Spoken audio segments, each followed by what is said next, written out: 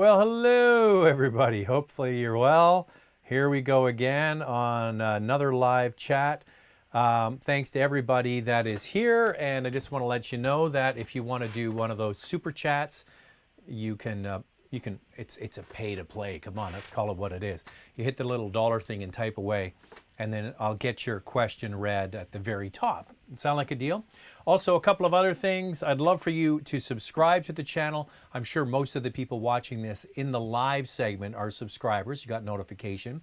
But if you're watching this after the fact, make sure you subscribe and hit the notification bell so that we get you on these live chats when they're live in the future.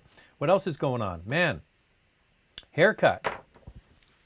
What is it going to take? How am I going to get this taken care of? Everybody's in, like, some people have actually mentioned here that they've shaved their head bald. I'm afraid of that. It might not grow back. It wouldn't be good. I don't think I've got a good looking bald head. If you shave your head, you got to have some confidence that you've got a good looking bald head. I don't think I got a good looking bald head. One day, if I'm like my dad, I might end up with a bald head and I'd find out. All right, what else? Car Cost Canada. That's the main sponsor of the channel. Make sure you sign up using the promo code MOTORMOUTH. Open up all of the views and the searches, become an expert member. And as I keep saying, there's going to be more and more and more deals as we go down this COVID-19 road. So here we are. It's the middle of April. When we click into May, I guarantee you there's going to be even more incentives in play. All right, let's get into the questions and see what we're up to. Jack says, hey, Zach, big fan. Always try to make it to every show. My Ioniq hybrid lease is coming up in a year. Looking for something, a balance of fun, sporty, and practical that doesn't break the bank under $45,000. I need a little bit more to go on that. Are you looking for another hybrid? Are you looking for, is it fuel efficiency, an SUV, car? So more info would be good. Raj says, what's your favorite Porsche of all time? That's a tough one. I mean, there's some beautiful race cars from, bygone era, the early Porsches.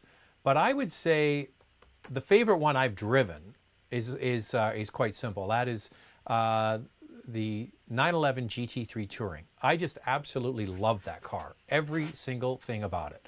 So right now, and then if I could sort of just say I want a car that I could have and keep, and I could only have one, I would probably get a Porsche 993 Turbo because it had two 993s, just beautiful cars to look at, and the Turbo just takes it up a notch. I'm surprised that there were no Explorer ST competitors. Imagine a Telluride with the 3.3 turbo the Stinger has. Also the VW Cross Sport that also missed opportunity on the sporty, affordable SUV. Well, yeah, I kind of agree with that. It would be kind of fun to have some sort of premium utilities with a little bit more power. But often what these brands try to do is to get you the powerful model, move you into the luxury realm of their business. For example, yeah, a Telluride, maybe not the case, but they'd love to sell you a GV80, the Genesis GV80, that has the 3.5 liter turbo. There's a perfect example. Now, even in the case of the Explorer ST, it doesn't have the same horsepower as the Aviator. I think it's, is it 50 horsepower less? I can't remember off the top of my head, but it's a slightly detuned version of the same engine. So yeah, I think that's what they do, is they keep their non-premium cars here, and then if you want the more powerful one, hey, we'll sell you the luxury model. There's got to be a reason for people to upsell and buy the Prestige badge other than, leather seats and stuff. It's got to be more power or more efficiency or whatever it is. Fill Up 316 laughed out loud at your last BMW, your BMW rant last time. I don't know, what was that rant about? I'd have to go back and watch.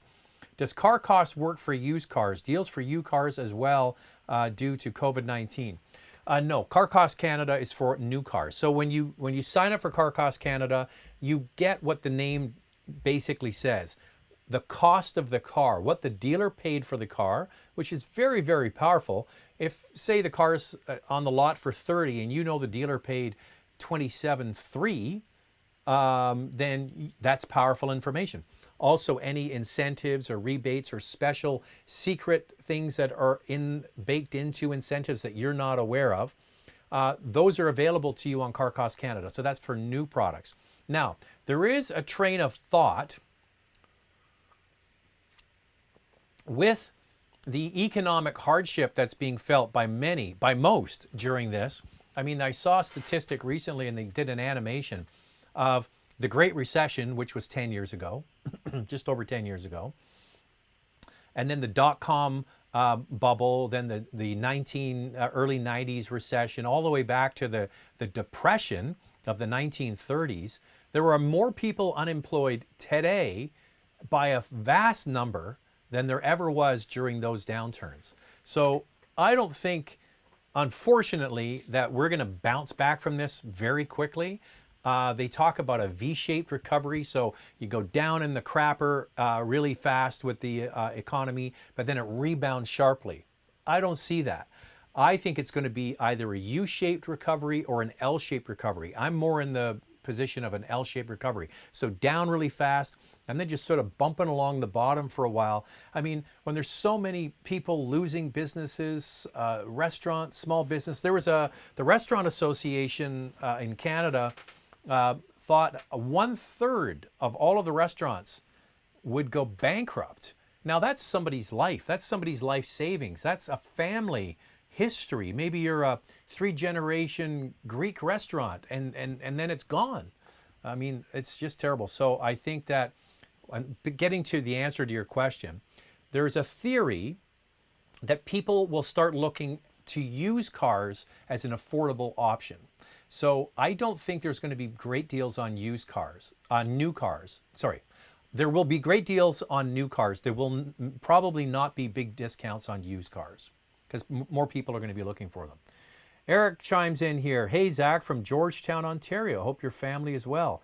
Just leased a 2019 A6 S-Line and used Car Cost Canada saved $7,000.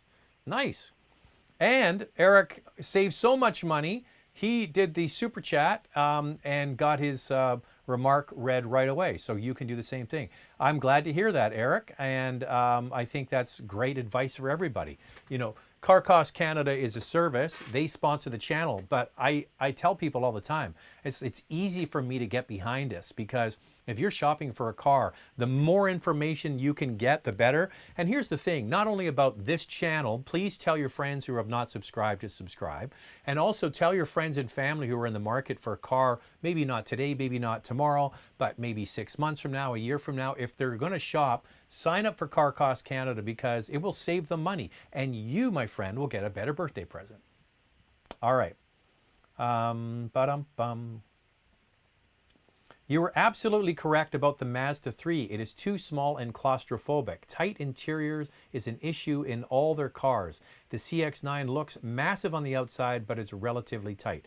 Now, that's for someone that maybe hasn't seen it yet, but the Mazda 3 video went up yesterday. It's just me, not Andrea. Andrea will be back for a future video. So the way it's going to go in the sequence is Mazda 3 was yesterday. We're going to have the GMC Sierra with the 3-liter diesel on next week. And then after that, we have some more with Andrea. So not taking a break from Andrea, just have some other things to clear up and then she'll be back. So it'd be interesting to see if anybody clicks on the ones with just me or they like having Andrea on there. I don't know. We'll find out together. But yeah, it is tight inside. And I agree with you. There's some things about the Mazda 3. Basically, if you haven't watched the video yet, go and watch it. I ask a lot of questions like, why is this car not selling as well? Is it the design? I think it's a nice looking car. It has some elements about it I don't like. It's got a nice interior. I mean, Skyactiv engines are good. Why isn't it selling? Excuse me. Multiple Scoregasm, very good name. What made you buy a Cayenne diesel if you only put on $8,000 per year? That's a very good question and probably doesn't make sense. And even if I was giving advice to myself, I would say, why did you buy that? Well, first of all, I just love the torque of a diesel engine in an SUV. It's a really good combination. I like diesel engines. I love torque. So it has 428 pound-feet of torque. And here's the thing, is it had the same torque as the Cayenne S. So not as expensive as a Cayenne S, but you get the same torque. And torque is what you use from traffic light to traffic light, day in, day out. I also love the fuel economy of a diesel. And if you think about it, diesel, for the most part, where I live, and this is different depending on where your jurisdiction is about the same price. Often it's less than regular gas, but it's much less than premium gas, which is what you'd have to put in Cayenne. You'd have to put in premium gas. So, excuse me, I'm saving about 20-30% on the cost of the fuel. Then it goes farther by about 20 to 30%, depending on if you're driving in the city or on the highway. So huge fuel savings. And then on top of that, the engines will run forever if you maintain them properly, an indefinite amount of time. And the other factor on top of that, scarcity. And it might not be a big market for diesels, but the people who like diesels, like me, will seek them out. Like, for example, driving the GMC Sierra with the inline Duramax engine. If I was shopping for that truck or any of the full-size trucks that weren't heavy duties, I would buy a diesel because I think it's a perfect marriage. Torque, power, fuel efficiency, all of those sorts of things, dependability, durability, resale value. So that's why I bought it. Our last car had a diesel, had the same engine. It was the Audi A7 with a TDI. And by the way, the guy that bought it, he didn't buy it from me. I had a friend of mine who's a car broker, and you're going to see a video featuring one of his cars in the next little while. He's a car broker. He sold the car for me, but the guy who actually bought my old Audi contacted me and said it's the best car he's ever owned. He absolutely loves it. And I said, well, you're going to have it for a long, long time. And the other thing is, another reason why I bought it, is I knew, because this is what I do, that there is going to be an extra long warranty on the diesel Cayennes if you bought one. And that's exactly what happened. So I get 6-year pretty much comprehensive warranty instead of 4, right from the word go. And all of the major components on the SUV are covered for 10 years. 10-year warranty on a Porsche for all the stuff that's expensive, that's a no-brainer. Hey, Zach. Where are we? Hey. Love the show. I'm in the process of buying a new Toyota 4Runner through Car Cost Canada. Couldn't be happier. So easy, and will definitely recommend to friends and family. It's the only way to go. Well, there you go. We're getting the word out. That's good. So same thing. Tell your friends and family. Here's the thing I always explain to people who are sort of in the car business. I was always the car guy in my family.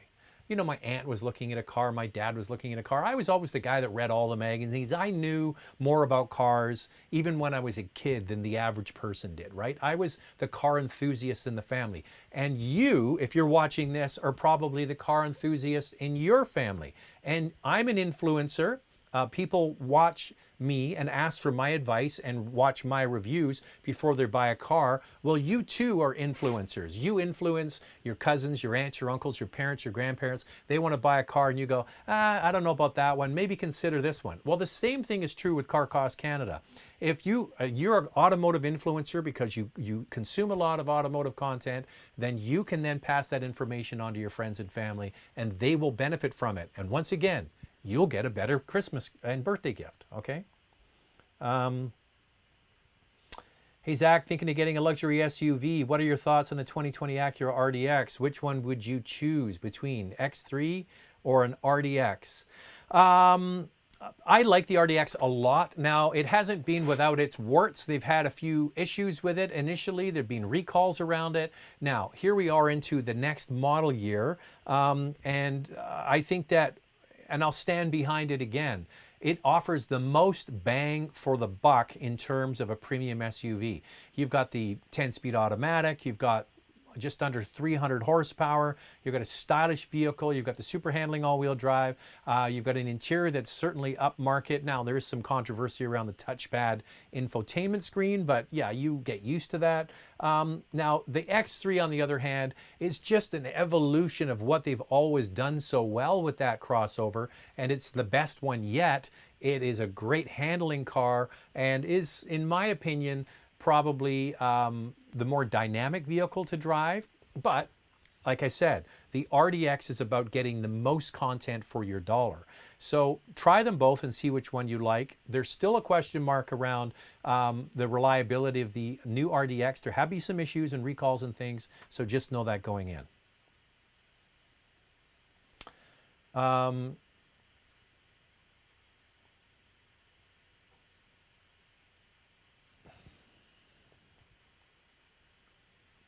I'm just jumping around here and trying to find some questions here. I've heard of complaints that the fuel economy on turbocharged cars are much lower than the EPA. Why is this? And it's time to update the miles per gallon is calculated. I talked about this a couple of shows ago.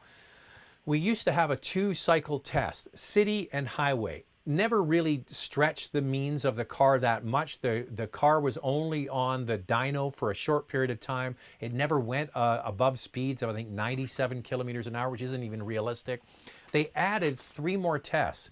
Cold start, which influences engines, basically challenging a car, high speed, acceleration and going up a hill, and then air conditioning on. I think those are the ones off the top of my head.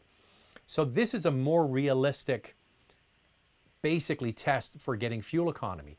But if you've ever driven a turbocharged engine, if you don't tax it and you don't get the boost up on the turbo, you can affect really quite good fuel economy. Once you start tipping into that turbo and you get the torque, which is very addictive, and then you start using it all the time, the fuel economy suffers. So you've got to remember, car companies don't make cars for you only. Car companies make cars for government regulations. And almost all of the things that have happened with cars, whether it's 10-speed automatic transmissions, much improved aerodynamics, start-stop functionality, mild hybrids, all of those sorts of things that have gone into cars have all been done for government regulations to affect fuel economy changes. So if they can calibrate the transmission, the turbocharged engine, and the way the vehicle operates on the 5-cycle test to get the best fuel economy, trust me, these car manufacturers will do it. They're making the car for the government, okay? You just happen to be somebody that buys it. So don't go in there and thinking, oh, the EPA is 35 miles to the gallon. I'm going to get that. No, the car has been calibrated to pass that test at the optimal level. That's it. So if you drive just like the 5-cycle test, you will get very similar results, but nobody does. So here's the thing I always try to say. You can go to EPA.gov. That's the American Fuel Economy, the EPA. Not only do they post their official numbers for a particular car, they actually have user real-world mile per gallon that people submit. So you can see the government one, and you can also see what people are getting in real-world situations. So that's what I suggest you do. Remember, cars are not built just for you. They're built for government regulations. And a perfect example is, if you've gotten a modern car and you start the car and it goes right into the eco mode, and you're like, why does it do that every time? Because the way the car is tested is in its default start setup. So if they can get the car to start in eco mode every single time, and that's where they get the best fuel economy, that's what the car manufacturers will do. Mercedes-Benz had this for the longest time. I said to the product planner, I said, how come every time I start one of your cars, it starts in eco mode? He goes, well, that's because whatever we start the car with for the EPA test is the way it has to be delivered. So the first thing you do is when you start the car is turn off that stupid eco button because it makes the car lousy to drive. So that's why they do it, all right? Hey Zach, should depreciation be a major factor when buying a car? Seems like there are quite huge differences, which affect the total cost of ownership. For example, a 911 versus a 7 Series. Okay, I will give you a little background. I have been doing videos and content for Canadian Black Book for the last number of years. They do their retained value awards every single year. So they look at cars 3 years after ownership and which cars have the best retained value, which is depreciation, what you're talking about. And the number one cost of owning a car isn't the car, isn't the tax, isn't the gas, it's depreciation. is the biggest single cost to you. So you buy a car for $40,000 and 3 years later it's worth 10, you lost 30 grand. You buy a car for $40,000 and 3 years later it's worth 22, well, you've saved $12,000. That's a big amount of money. So a perfect example is, I have owned 4 Porsches, okay? I have one currently. And they're expensive. I'm not going to lie to you, sugarcoat it. I have been fortunate to be able to afford these cars. And what I will say to you is, they have been some of my least expensive cars to own. Because you've got to remember, dollars in, dollars out. For example, I owned a Cayenne and we had it for 8 years or 6 years? 6 years or 8 years. Anyway, I calculated what I paid for the car and then what I sold it for. It cost me $330 a month. You can't lease a frickin' Camry for $330 a month. So what I always say to you is, depreciation is what you should be looking at, which is often when I give you my answers about which cars to buy, I calculate that in. We have another top chat, super chat here. T. Lau, hey Zach, Tom from Vaughan, Ontario. Nice to have you here. Loved your channel. What hairbrush with all those grounded unsold diesel models did Dieselgate happen? Stay safe. What hairbrush? Huh? Loved your channel. What hairbrush with all those grounded unsold diesel models since Dieselgate happened? I don't understand. I'd love the super chat, Tom, but I don't know what you're saying. I don't know. It makes no sense to me. What are your thoughts on run flat tires? I don't love them. They have gotten better. And I think the car companies have gotten better at calibrating their suspension and road noise to them. For example, BMW has been using run flat tires for quite a long time. They have gotten better. Cadillac has, I can't remember what the car is, but anyway, they have run flat tires. I think Cadillac does a better job of calibrating their suspension. They're not noisy and crashy. And those cars, especially with the CTS and the ATS, great handling cars and have basically rivaled pretty much anything that the Germans could do, but they weren't as crashy. So it really comes down to that. Run flat tires are done for one reason. The same thing again. It was all done for fuel economy. You have a big fat spare tire sitting in the trunk, or one right here. It's extra weight, and carrying that weight around uses more fuel. So BMW figured, we can get rid of the spare tire and we can save X number of kilos, and that will affect our fuel economy score. They are building the car for government regulations. Remember that. And so you, as the schmuck who gets the car, if you have a flat or you need to replace a tire, they're very expensive. They're kind of crashy and noisy, at least the initial ones were.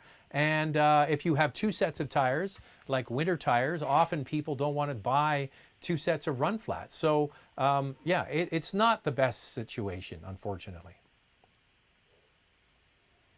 Your thoughts on overall new 2020 car sales in Canada, US? Will people be buying new cars in 2020? There are a couple of different sort of scenarios playing out. There was like, that V-shaped recovery where things will bounce back quickly. Not going to happen. U-shaped recovery where we're going to go down and be along the bottom for a while, and then things will ramp up quite quickly. I think we're in for an L-shaped recovery, down and then along the bottom for quite a while. As I mentioned, can you imagine you've had your whole life savings tied up in a business, and now the government is the one that forced you to shut down, and you could lose it all or go really, really far into debt, and then you're going to be basically out buying a new car? No. You've got to remember that cars are a bucket of miles or kilometers. At a certain point, the bucket is empty, and you throw it away and you get a new one. So you basically look at cars as a number of miles driven. Right now, nobody's driving their car, so the car remains with the miles, okay? But a certain percentage of cars still need to be replaced every year. There's a big difference between need and want. I think over the last 10 years, we've sort of all been drunk on cheap credit and getting cars we want versus cars we need. which I still believe is an opportunity for brands like Hyundai and Kia that offer a lot of value. And that's why people are going to be starting to shop for used cars. Maybe a new car isn't in their future. But I still think that a new car for many people would be a better buy, because when you buy a used car, the bank won't be giving you 0% interest for X number of years or a lease. Car companies do that. And also the warranty and all of the coverage you get. So I think that we're going to be in for a very choppy car year. It could be good for people like me who are in the business of promoting cars and also getting advertising for like the TV show I do. I also represent a magazine that they're going to have to market cars, which is going to be good for people. You're going to see more YouTube ads and things like that. That's good. But yeah, they're going to have to get out there and promote to get people to get off their wallet. And there's going to be a lot of people who just don't have a wallet to get off of. What's the difference between a Porsche corporate-owned dealer versus a franchise? Do you get better deals or better allocation at the corporate dealership? In Ontario, we have a new corporate dealership.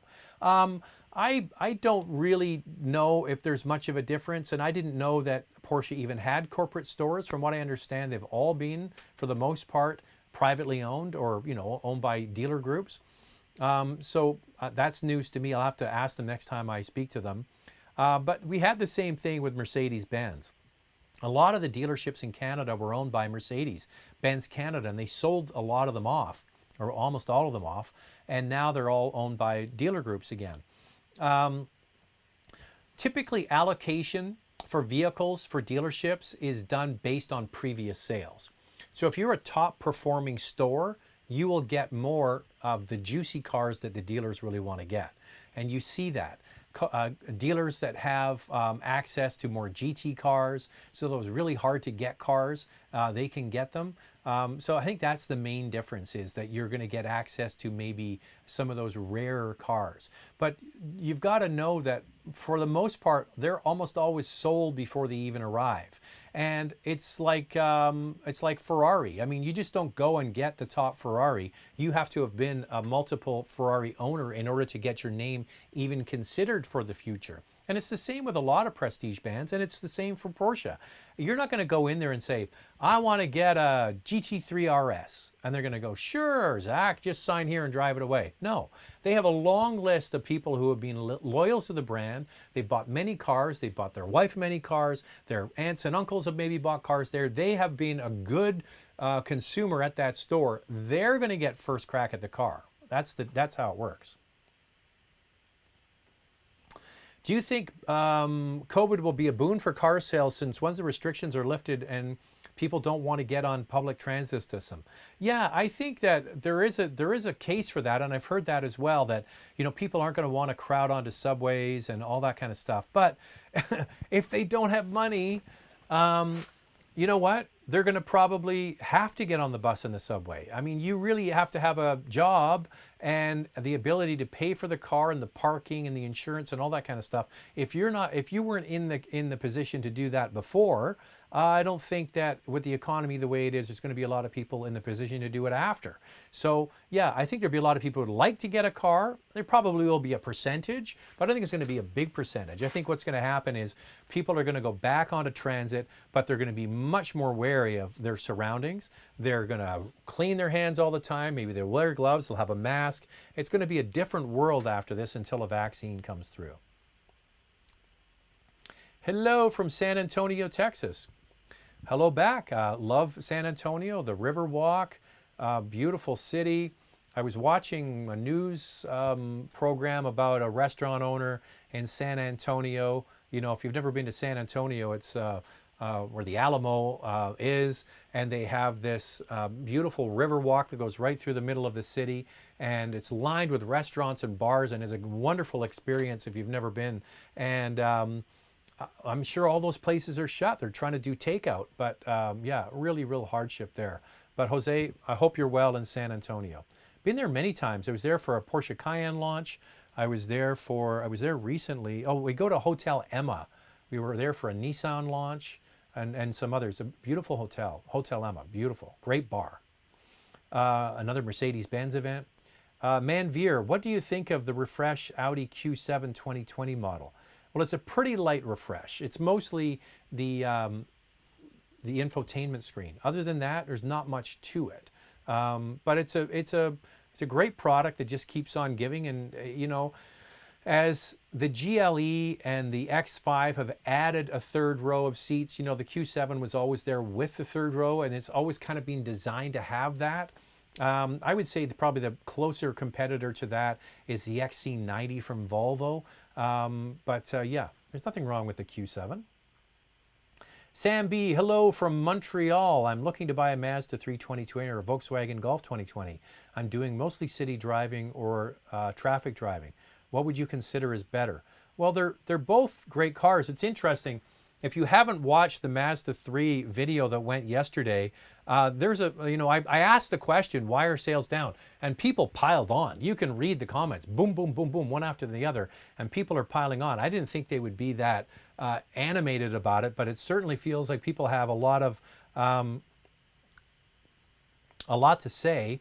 So what I would say is, try the vehicle out. It does feel a little claustrophobic. That classic box shape of the Golf has served hatchback owners, not only from Volkswagen, but overall for so long, that it is a really good design. It has lots of space in the trunk. It's got a usable back seat. It feels open and airy. It's a nice car.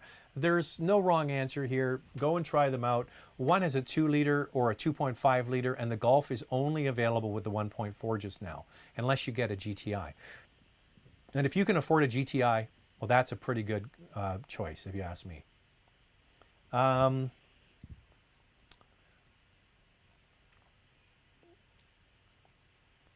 I'm sort of got jumped around here. Hang on a second.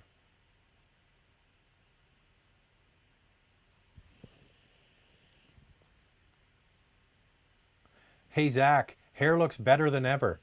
I don't know about that. It's getting long. I'm putting more product in it. I don't know. At some point, I got to get a haircut. I don't know. All right, I got to try and catch up where I was here. Forester versus CRV purchase. What are your top likes and dislikes of both? Well, my top dislike of both is the same. Both of them have a continuously variable transmission. I think that the CRV is a good sort of all-round, great interior space, great execution of getting in and out. The doors are big and all that kind of stuff. But I think the Forester's better at that. I mean, if you're looking for just straight functionality, easy to get in of, big tailgate, throw lots of stuff in there, fill it up with kids and stuff, a Forester and a CRV are both fantastic choices. I think that they're actually more similar than not. They both got, they both got continuously variable transmissions. They're both very functional. They got lots of space on the inside and all those sorts of things. Unfortunately, the CRV with the 1.5 liter have been reports of oil dilution. The Forester is not available with the turbocharged engine any longer and not available with a manual transmission. I think that they both have the advanced safety features. They're actually more similar than not. And the all-wheel drive is probably the biggest differentiator. The Forester is have a symmetrical all-wheel drive system, and it might not mean anything to you other than the fact that you should know that if you're in more sticky situations, you're going to have more available grip through the four wheels than a traditional slip and grip system from a CRV.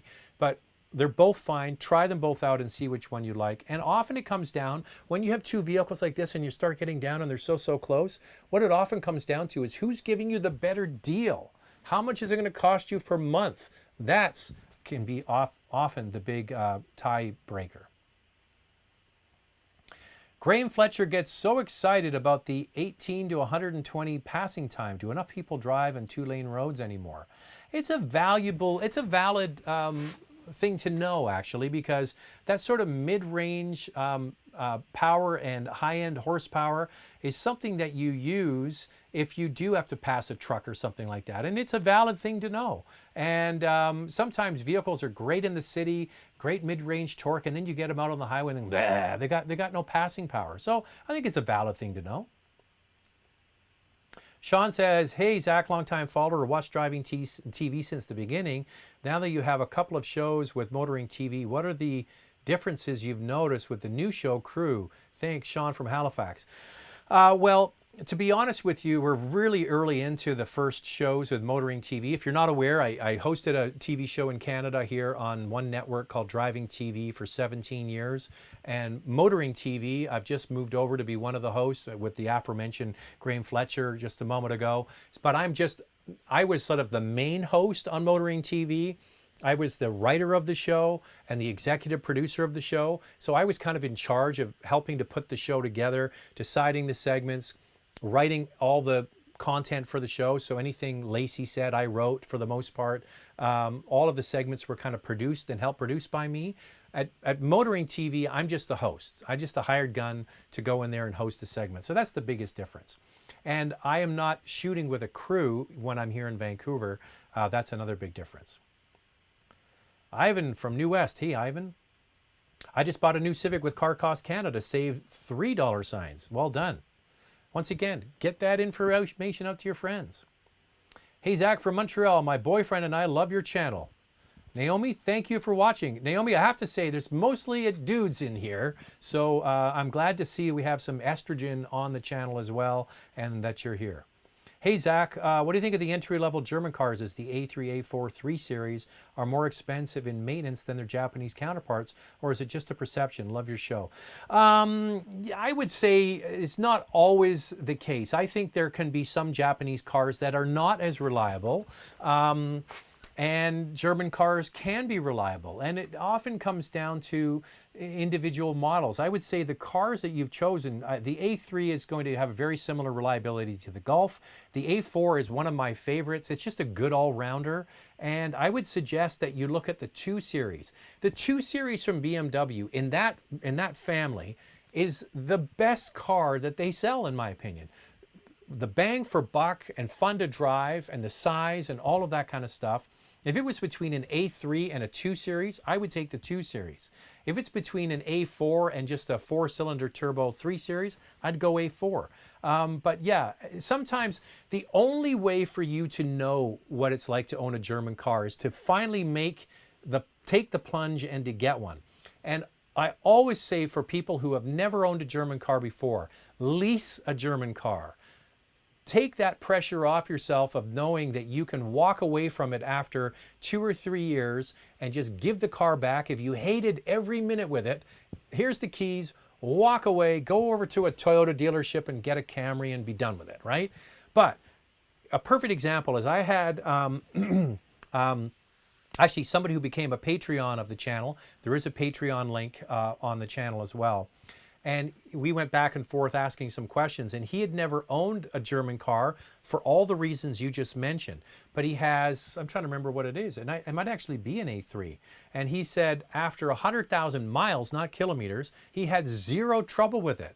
And he just thought, maybe I just got lucky. But you know what? I've owned Japanese cars, I've owned American cars, I've owned German cars, and I have to say my German cars, other than one, have all been pretty reliable. I love Mazda 3, but I think it's overpriced. Prefers the previous gen with independent rear suspension. $30K and get a torsion beam is crazy. I kind of agree and don't agree. On paper, I say, yeah, I agree with you. $30,000 and a torsion beam rear suspension. What the hell were they thinking? Until you drive it. And then you drive it and you're like, damn, that's a nice car to drive. It is. I think that the Mazda 3 is perfect for someone that does a lot of highway driving. It is fantastic on the highway, like just so nice on the highway. But I agree with you. If you're going to get all of that money into a car, you would hope they'd go independent rear suspension. And there's a lot of comparisons people are drawing between the Mazda 3 and the Corolla hatch, which now available with a manual transmission and independent rear suspension. However, it does have a CVT. Hey Zach, is there any news on the Honda Accord with all-wheel drive? Which setup do you think they will use, a 1.5 from the CR-V or the 2-liter from the RDX? I think the answer is I don't know, and yes and yes. I don't know if they're going to go with all-wheel drive, but you would think Camry's available with the 2.5 liter and all-wheel drive, and you have, of course, Subaru with the Legacy, and also Altima with all-wheel drive. And they're some of the bigger competitors. The number one competitor, of course, is the Honda Accord with the Camry. And if they really want to stay relevant, they probably do need to. I haven't heard anything about it, but that would be a good mid-cycle refresh to do an all-wheel drive. And that all-wheel drive system is paired to both the 1.5 and the 2 liter they're offering there. What they did for Camry, because the car was never designed, they modified the RAV4 setup to fit in there, which is only the 2.5 liter. So at least Honda has that larger engine paired with an all-wheel drive system already. It'd be nice to see. Huge Haggis, my second favorite handle.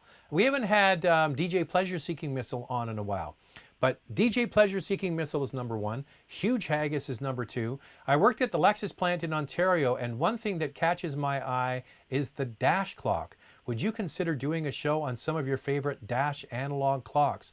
Huge Haggis, I have never even thought about it, but the problem would be getting enough of them to do a whole show on them.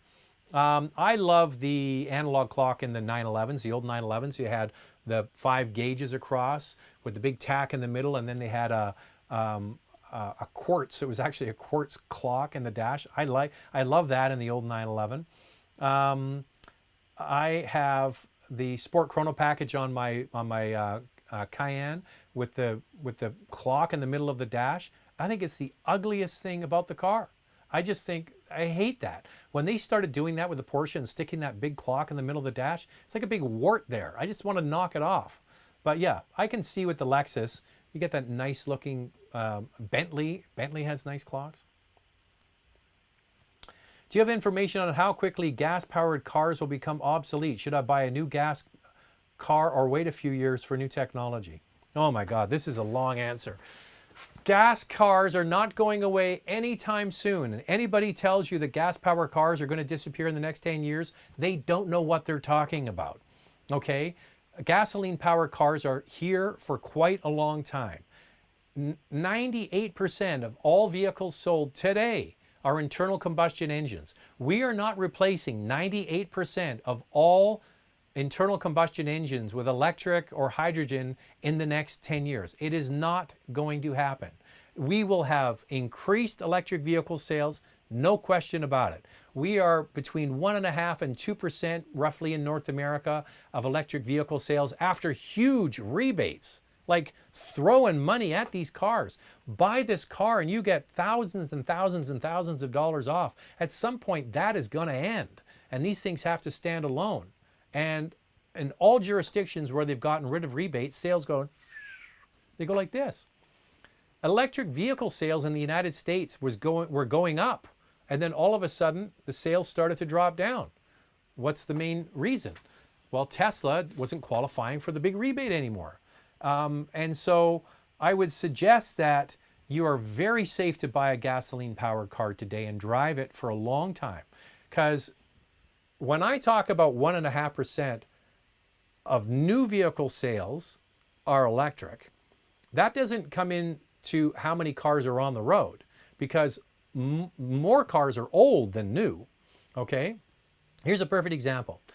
There are more cars than people in the United States of America. 330 million people, I think there's almost 2 cars for every person in the US. It's like 600 million cars in the United States. In Canada, we don't have quite the same level of car ownership, but there's 37 million of us, and there's roughly 37 million plus cars. So that means that there's like, we'll just round it up to 600,000 cars, okay? You're gonna replace all of those cars with electric in the next 10 years? It's not happening. And anybody that tells you it is a fool, because it's not. Yes, electric vehicle sales will continue to grow. Yes, more people will take the plunge and buy plug-ins and hybrids and all those sorts of things. But eliminating internal combustion engines in the next 10 years isn't going to happen. What's your opinion on a rebuilt branded car? I'm looking at a rebuilt Civic Type R that had almost $10,000 in savings over a used one. You have to really, really, really, really know what you're doing and really, really, really, really know the right people to get that car inspected. So what happens is a car gets in a wreck and the insurance company writes it off. Now, they're just not willing to put the money in to fix it, trying to figure out the math on it, right? But they will then sell it as a salvage title. And somebody will take it into a repair shop and they'll fix it, and then they'll sell it as a salvage title. I wouldn't, put it that way. I would rather have a car that has never been in an accident, or you can find it was like a $1,000 little bumper and headlamp replacement, something like that. I don't know why. I mean, I wouldn't. Do you have any information on how quickly gas-powered car? Oh, that's the one I've already read. Mark from Niagara, you spoke about your friend who electrified a 911. He's Mark from Niagara. What is the cost of doing this, and would it be best to buy an old 911 that requires a rebuild? Yeah, here's the thing is, my friend Ian Corlett, my old neighbor, now lives in California. He's a voiceover actor. He has a 912 with a full electric power plant put in it. If you type in Porsche 912 electric car, you'll probably find it. It's silver. There's been lots of articles and things written about it. And I think that that's the only way to buy and to do an electric conversion is on a car that probably needs a full restoration, because if you're going to take a collectible long-nosed 911 from the late 60s, early 70s, changing out everything and going electric probably devalues the car. So really think about that. When will the next WRX come in a hatchback version? Japan has the Levorg model. The Levorg is an Impreza-based car, and it isn't quite the same. WRX is going to go on the world platform that they use for all the other models, and it's long overdue. I don't know the exact timing on it. You can type in and probably see some sort of spy shots and stuff. Will it come in a hatchback version? We have been begging Subaru to do some kind of hatch with the WRX again for a long time, or to take an Impreza, or to take a Crosstrek and do a turbocharged engine in that. Wouldn't that be great to have a Crosstrek, like a rally sport version of it with a more powerful engine? There you go. I have a 2013 GLI and I'm looking at an Audi A4 Q3. What would you recommend? Too bad A4 does not come with a manual. They're both good. And I think that Portuguese Water Dog, another great handle, and I can guess what kind of dog you have. They're both great choices. There's absolutely nothing wrong with either of them. I think if you're going from a sedan, the A4 is going to be the closest and give you more of that dynamic feel.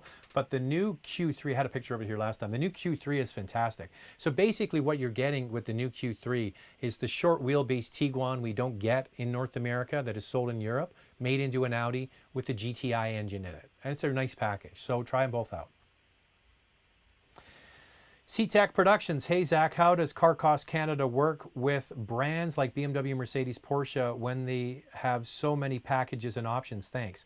Well, what you do is when you go into Car Cost Canada, and encourage you to do it, sign up, use the promo code MOTORMOUTH, you actually build and configure the car that you're looking for. So you want, say you want a BMW 330 with a sports package and M appearance package. You can actually configure that in the computer and get sort of what the cost of that car is for one of the BMW dealerships to buy. That's how it works. So some brands are not included. I don't think Porsche's on Car Cost Canada, but the other brands are.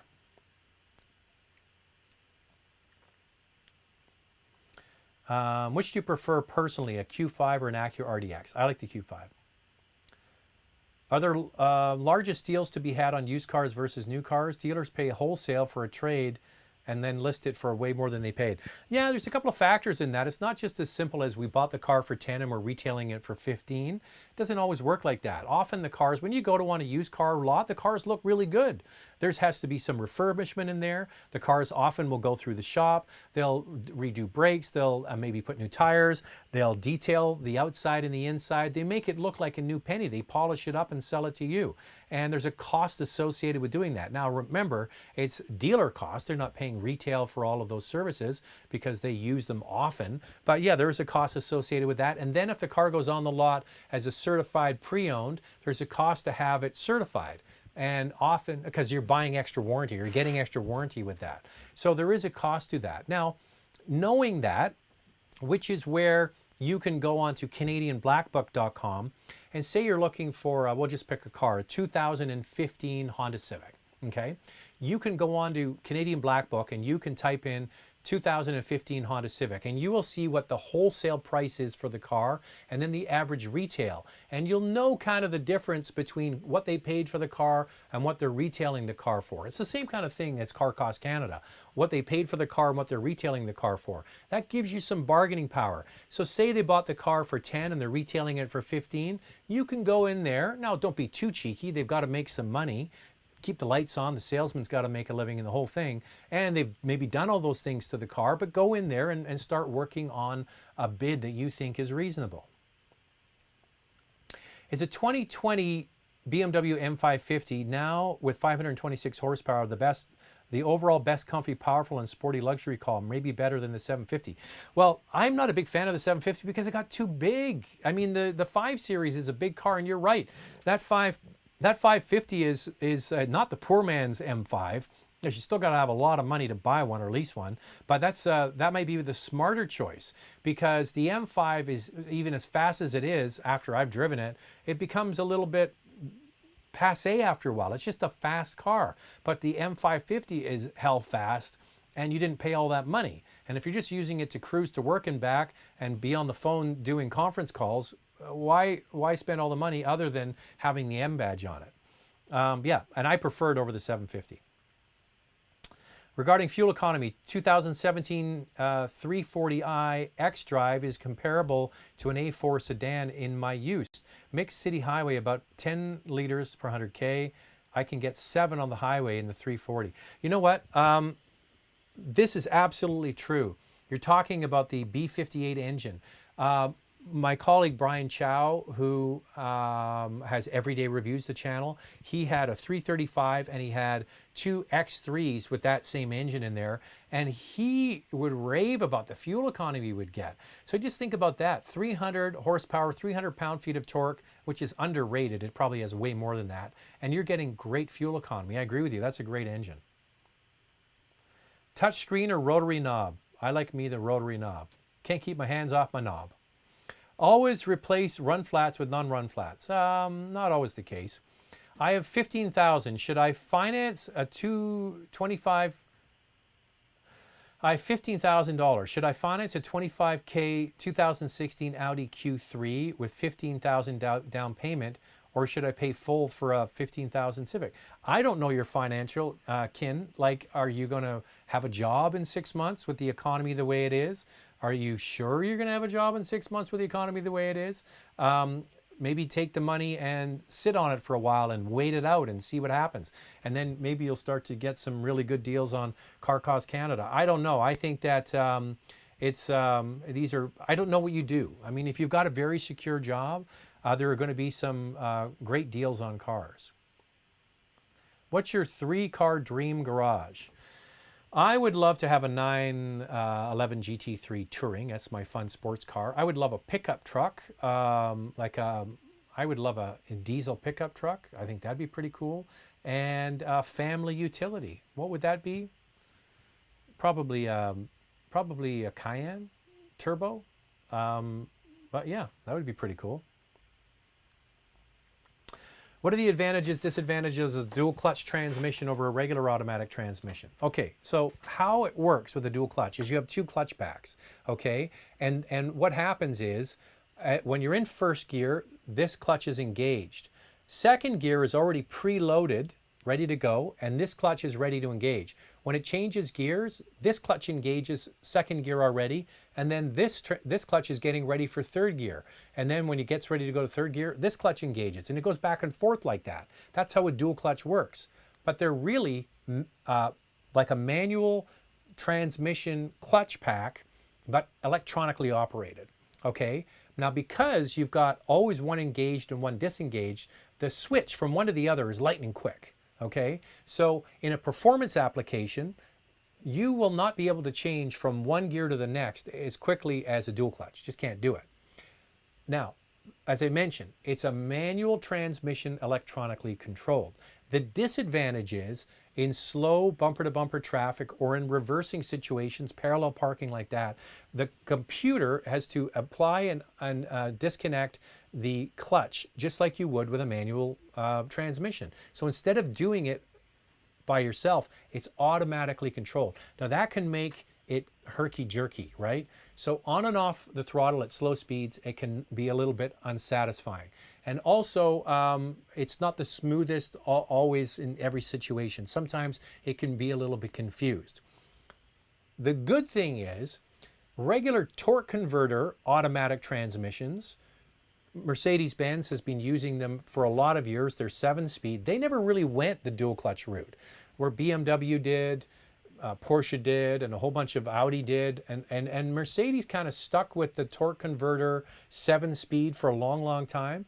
But they were able to get the torque converter to lock up quickly, and also the shifts between the gears were very, very quick, to the point where it didn't really matter that much, and then the low-speed drivability was much better. So one is faster in shifting, the other one is smoother in shifting. One has more technology embedded in it and can be more problematic and expensive to fix. The other one has been around for a long time. Hey Zach, hope you're doing well. If I remember correctly, you have a 3-liter Duramax inline 6 in your possession for testing. What are your thoughts of it? Well, there's a picture of it, and I think it's fantastic. I love, and speaking of automatics, the 10-speed automatic transmission is shared, co-developed with Ford. I think General Motors did a better job with the software of the 10-speed automatic, and it works really well with high torque engines, like the 460 pound-feet of torque of that inline 6-cylinder. It's a great driver. Like, I mean, it really is a nice driver. I've already recorded the review and I haven't edited it. It will be on next week on the channel, so keep an eye out for it. What I will say is that I think that it is a really good everyday driver. On paper, it doesn't match up with the others. You know, the Ram EcoDiesel has more torque. The Ram EcoDiesel has more horsepower. The Ram EcoDiesel has better fuel economy. The Ford is much smoother and quieter. But I got to tell you, a really nice driving unit. They did a really good job. That dance that happens between the engine and the transmission, they've got the dance down.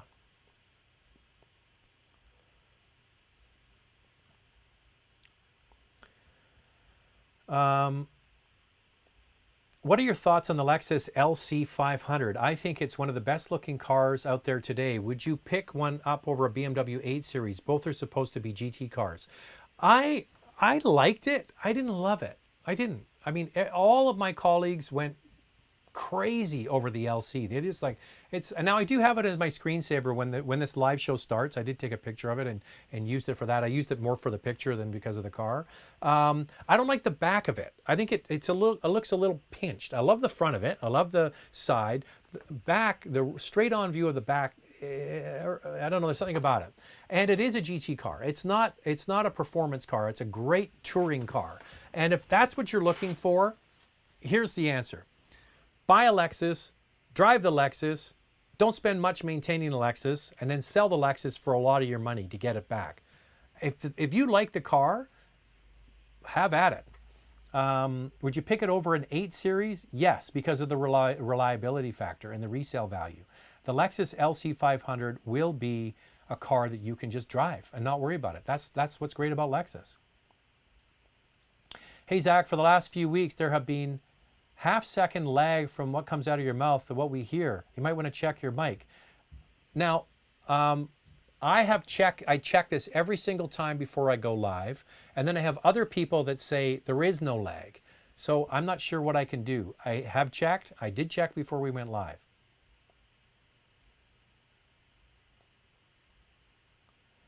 Some Mazda dealers are listing brand new CX-5 diesels for $41,000 as opposed to the original $48,000. With that discount, would you get the 2.5 turbo or diesel in that scenario? Well, they're drive quite differently. I would suggest that you try them both And I think that's the tip of the iceberg. I don't think they're going to stop at 41.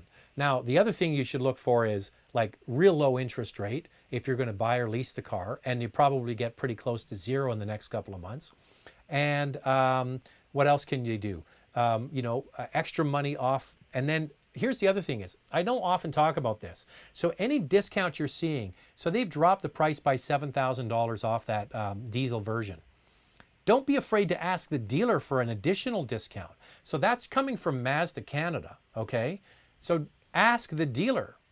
So if you can get the trifecta, which is discount, you're already saying there's a big discount, zero or hardly any money for the interest rate, and get the dealer to throw in a discount, because you got to remember all of that rebate you just mentioned is coming from Mazda Canada. It's not coming from the dealer. So the dealer can sharpen their pencil as well. But I don't think they're done with that. I think there's probably more savings to be had. The reason why you would buy the diesel is if you do a lot of driving. I think that the engine is not particularly quick and torquey, even though it's a diesel. I think that the turbo gasoline is quite torquey and actually feels more like it. It's hard to explain, but it does. I would suggest, unless you are driving a lot and you do a lot of highway driving, and there are some people certainly do, and if that's the case, hey, there's a good deal. You might be able to get a great driving utility and drive it for a long period of time and save a whole lot at the pumps. But there's more. I think there's going to be more discounts to come. How is Mini as a brand? They come cool looking with cars. How is Mini as a brand? They come cool looking cars with manuals that would interest me. Unfortunately, I read they're horribly unreliable and expensive to fix. Well, here's a news flash for you. For the 2020 model year, there were no manuals. I drove the Cooper S, and I just did a review of it about a month ago. So watch it on the channel when you get a moment. I drove it with an automatic, and I said, there's no manual available. BMW just sent an email to me maybe a week ago, 10 days ago, saying for the 2020 model year, they will have manuals back in their cars. So that was a major omission, if you ask me. They are not horribly unreliable, but they're more unreliable than some other brands for sure. And they can be expensive to fix, you've got that right. But the thing is, owning a car isn't just about it being reliable and how much it costs to fix. It's how much you enjoy owning the car. And people who have Minis, their satisfaction is very high for the most part. You will run into Mini owners and talk to them when you're at the gas station, say, how do you like your Mini? They will rave about them. Now, not all of them. Some of them might have had a bad experience, but a lot of Mini owners absolutely love their cars. And are they willing to put up with maybe not being as reliable as something else? Yeah, because they love their little car. So unless you've driven one, you can't really get it. And once you drive one and you've had more than 5 minutes behind the wheel, you're like, oh, I get it. Yeah, it's quirky. It's maybe not as reliable as a Toyota, but man, is it fun to drive. Hey, Zach, what's your take on fuel consumption? What's your take on fuel consumption as per the trip computer? Do you think it's accurate or ginned up? I think they're pretty close, to be honest with you. I don't think there's really anything in it for them to do that. I think they're not bad. I hate start stop too, and disable them all the time. It's also dangerous at an intersection, turning left and the engine stops and you want to go. Point Zach makes on building cars to government standards. It's true. I would suggest that you lift off the brake a little bit, because the start-stop feature is actuated by pedal effort on the brake. So when you're at an intersection and you're wanting to turn left and the engine shut off, just lift your foot off the brake a little bit and the engine will start up. And so when you want to make the turn, you can do it.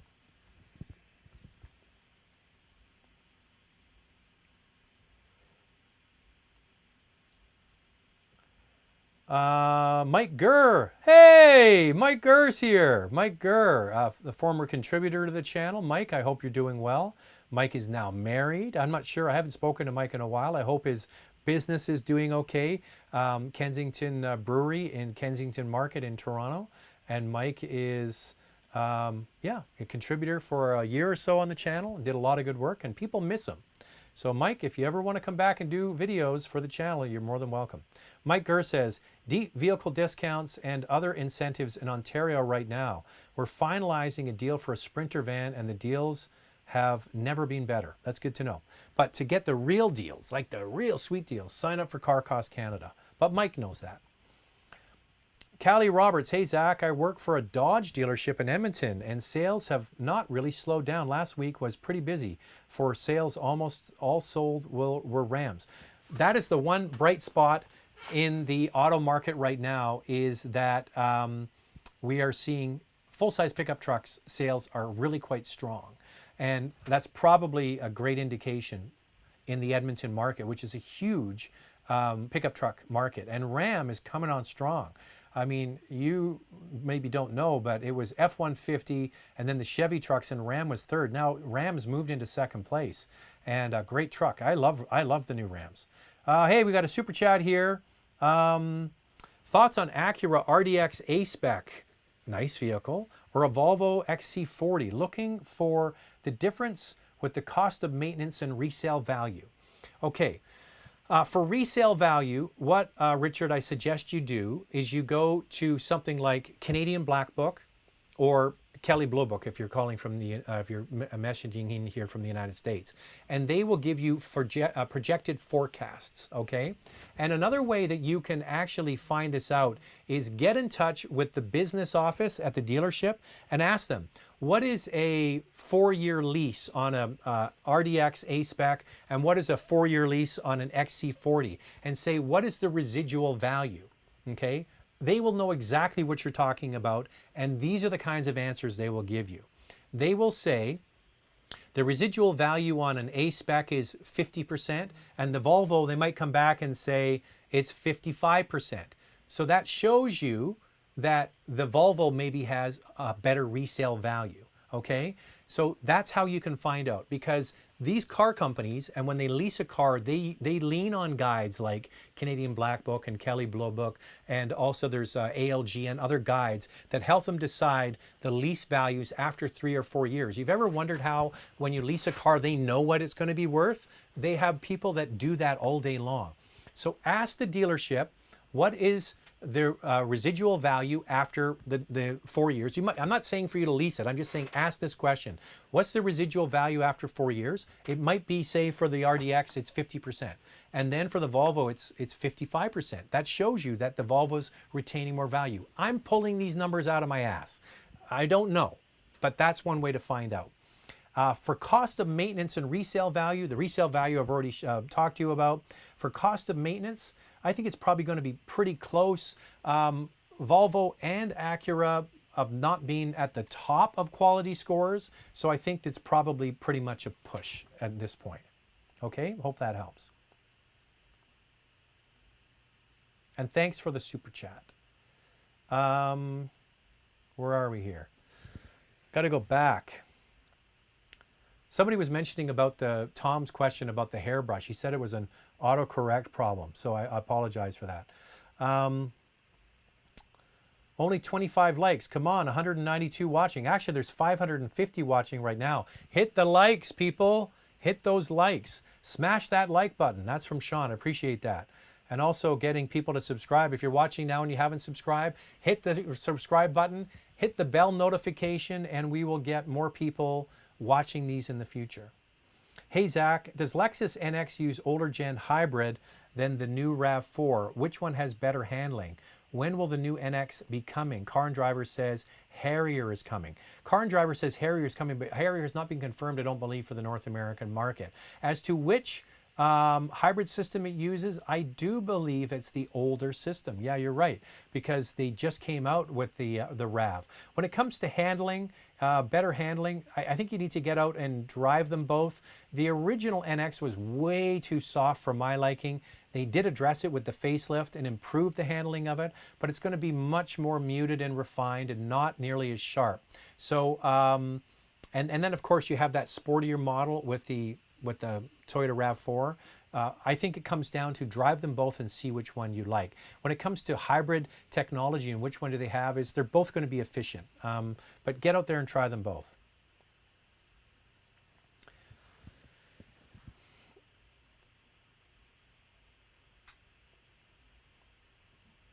Okay, I'm just scrolling through here. Graham GTI says, "Hey Zach, huge fan from NYC. Nice to see you. Hopefully you're safe in New York City.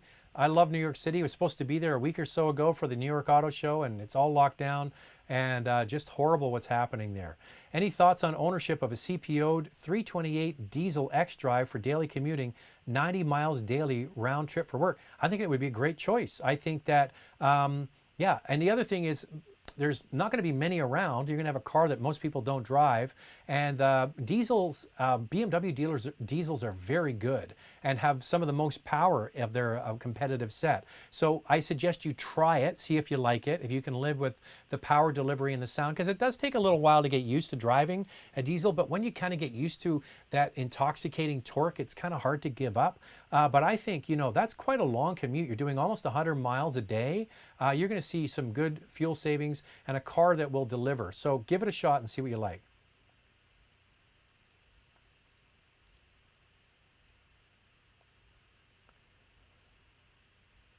Is Mercedes-Benz a stronger brand than Audi or BMW? Well, they've got much more heritage. I mean, Mercedes-Benz or Daimler is the original car company. If you're not aware, Mr. Daimler was the guy who took a horse cart and put a gasoline motor in it and made the first powered carriage. And that was the beginning of the automobile. So it's got a lot more history. I mean, you think of car brands like you've got old brands, Mercedes-Benz, Ford Motor Company, Cadillac is another one that's over 100 years old. So there's a lot of brands that have been around a long time. I just think it's got more heritage, amazing racing heritage. If you want to go and look up some of the beautiful looking 1950s Le Mans cars that Mercedes had, you know, a long history of racing as well.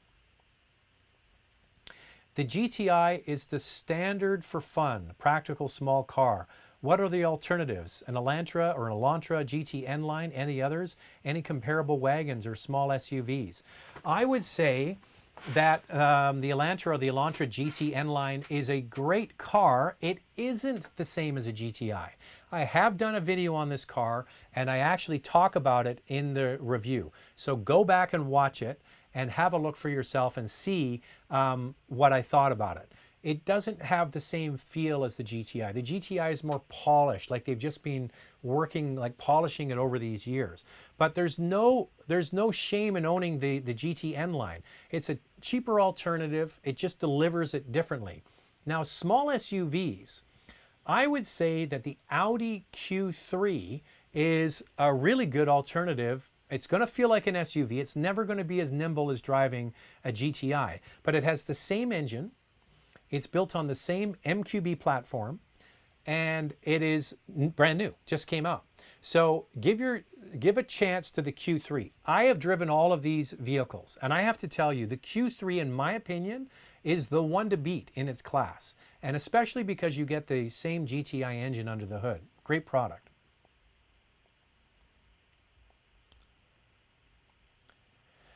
You recommend purchasing or leasing high-end sports cars, i.e. Porsche, Audi, Benz, Mercedes. What about Lambo? I would say the same thing. I mean, if you can afford to buy a Lambo, buy it. But I don't know. If you're in that snack bracket, you're probably just buying it. Tom's back again. Sorry, Zach, my stupid phone typing error. I meant to type, and Tom did the super chat there. What happened to all the unsold diesel models after they were grounded? Will they be sold in the end again after the software fix? They have all been sold, Tom. They're all gone. You got to know that the Dieselgate ended in 2018. The end of 2017 into the beginning of 2018. The Volkswagen four-cylinder cars, excuse me, and the Volkswagen four-cylinder cars were scheduled to be fixed in the fall of 2017. So some of the older ones were bought back and they're discarded. They were not allowed to be put back on the road. So you can't buy them. They're legally not allowed to be sold.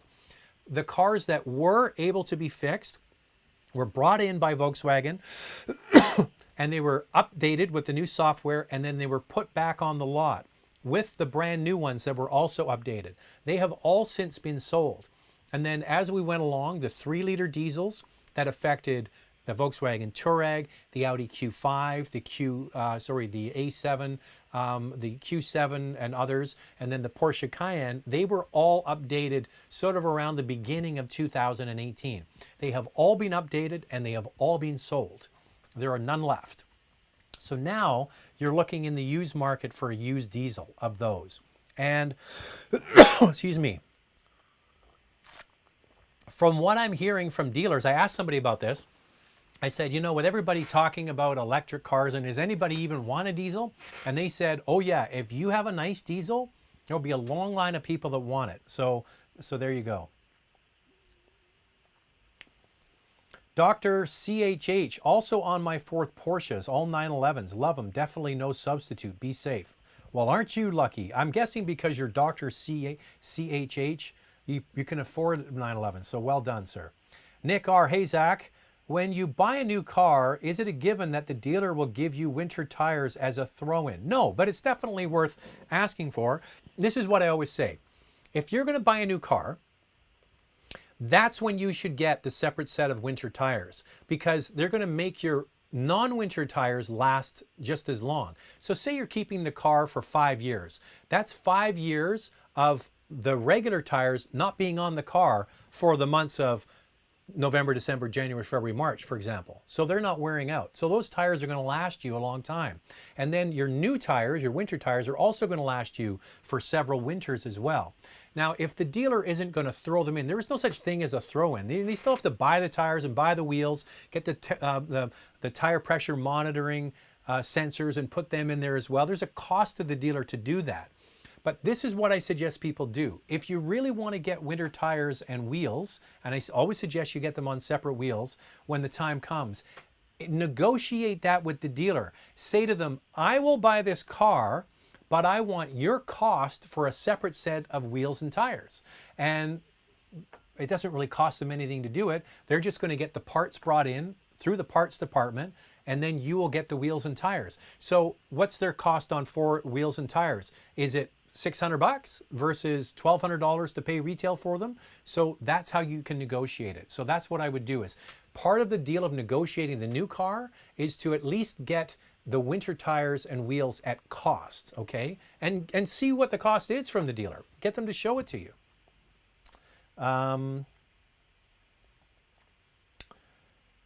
Agreed. Mazda 3, class-leading interior, super quiet and great all-round package. Didn't notice care about the torsion beam rear suspension. Well, that's good.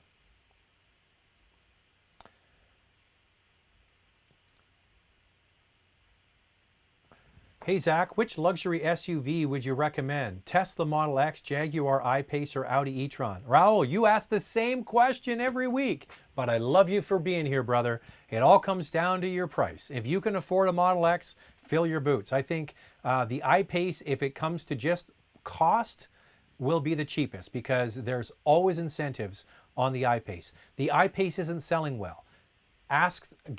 Go and look it up at Car Cost Canada. You will see there's big incentives on that car every single month.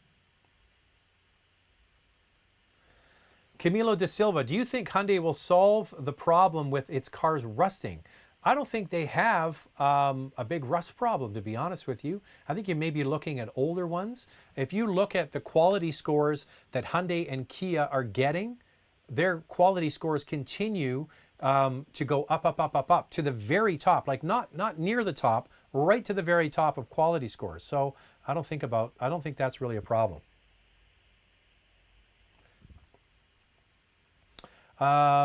Parmjeet Dillon says, would you get the 330e? I talked about the 330. I referenced it anyway when we had the Polestar engineered, the S60 on from Volvo, and talked about it because, you know, it's a much cheaper alternative than that car. It's not the same horsepower, but the range is about the same. Here's just so you know, I got a press release from Mercedes-Benz the other day talking about the number of electrified cars they're going to have in their fleet by the end of this year.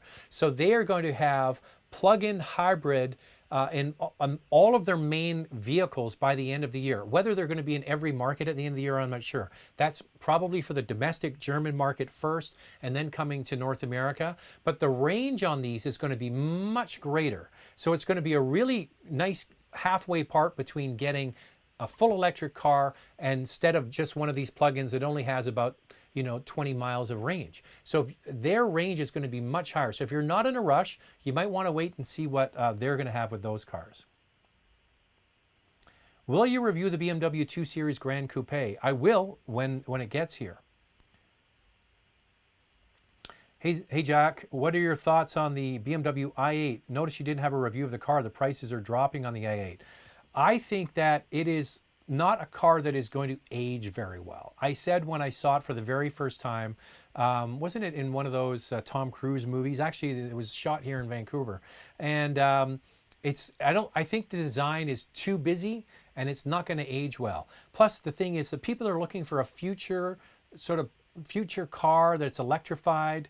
Is the i8 the car they really want that is really a hybrid car, or are they going to go right out and get a full electric? And I think that's the reason behind that. Plus, my analogy is always the same when it comes to German high performance or high-end cars.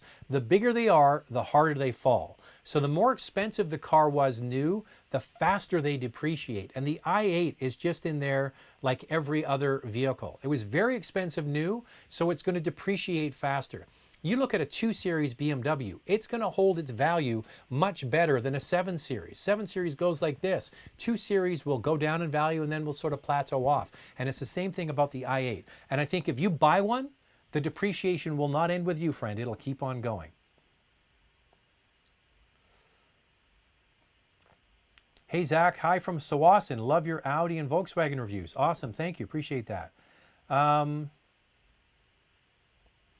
Would you buy a pre-owned Audi A4 reliable? Well, Dan, I always recommend that you look for a certified pre-owned model, okay? That's a car that is going to be with extra warranty. And if you've never owned a German car before, and I always say to people, if you have a German car, always try to keep it under warranty as long as you can. Because it's not that they're going to break down more than some other vehicles, it's that they're very expensive to fix. So if you like an A4, in my opinion, they are quite reliable, but please get a CPO, certified pre-owned car. Say the car's 3 years old, you still have another full 3 years of warranty. And at the end of that 3 years, you can even purchase another extended warranty if you choose.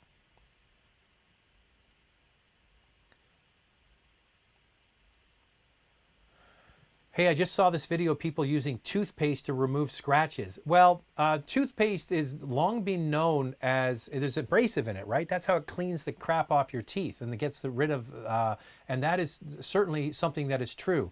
For people that are into vintage watches, you can use toothpaste and get rid of scratches on vintage watch crystals that are not the new, really scratch-resistant ones. And I would suggest that for some parts, you could maybe get out some very light scratches, a mild abrasive, but you got to know what you're doing. So please beware. I want to learn how to drive manual. What car do you think is the best to learn on? I think the best car to drive manual on is a Honda Civic. It is a very forgiving clutch. It is very easy to drive. So the hardest thing about learning to drive a manual is when the clutch is disengaged and then engaged. That pressure point, if it's really sharp and the pressure point is really instantaneous, you stall the car. It can really take a while to master that. I think a Honda Civic is very forgiving. You drive a Honda Civic, you're off to the races.